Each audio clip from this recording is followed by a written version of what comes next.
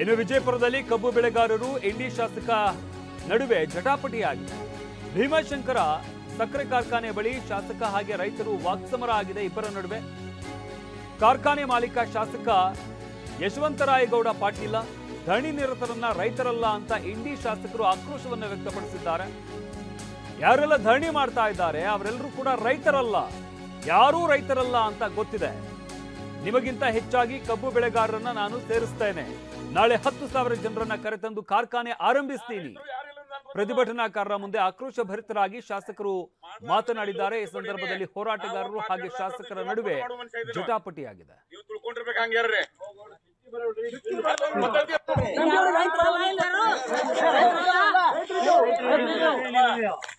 ರೈತರು ಯಾರಿಲ್ಲ ಗೊತ್ತದ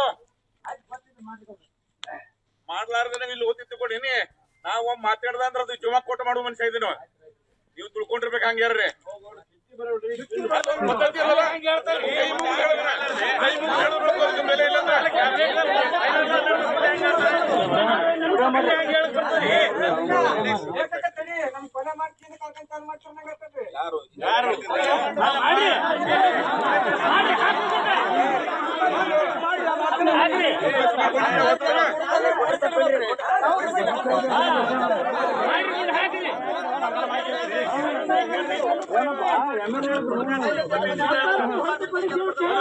ಅನ್ಯಾಯ ಮಾಡದಂತ ಅವ್ರು ಹೇಳಕತ್ತಾರೆ. ಇನ್ನೇನು ಉಸ್ತುವಾರಿ ಮಂತ್ರಿಗಳೇ ನಿಮ್ ಮುಂದೆ ಹೇಳ್ಯಾರ. ಎಲ್ಲರೂ ಕೇಳಿಸ್ಕೊಂಡು ಮತ್ತೆ ಗೌಡ ಸುಮ್ಮನೆ ಕೂರ್ಲಾಕದು.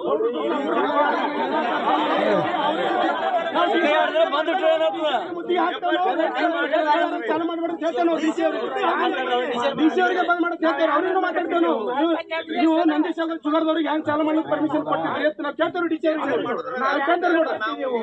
ಬೇರೆ ಇಲ್ಲ ಎಲ್ಲ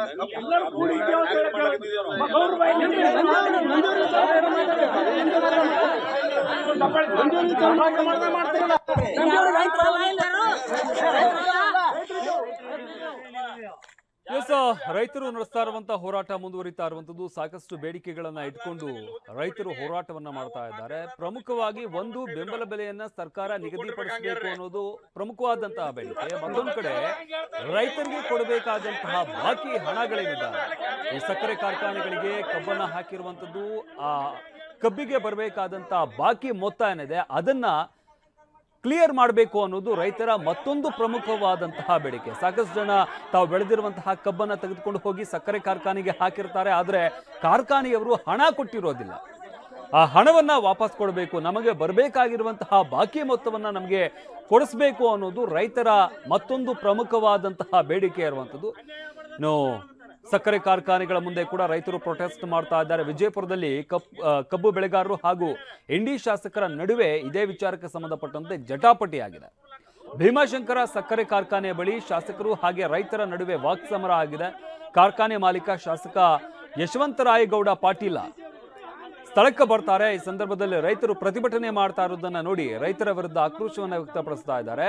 ಅಂದ್ರೆ ಧರಣಿ ನಡೆಸ್ತಾ ಇರುವಂತ ಅಲ್ಲಿರುವಂತವ್ರು ಏನಿದ್ದಾರೆ, ನೀವು ಯಾರು ರೈತರೇ ಅಲ್ಲ ಅಂತ ಆಕ್ರೋಶವನ್ನ ವ್ಯಕ್ತಪಡಿಸಿದ್ದಾರೆ.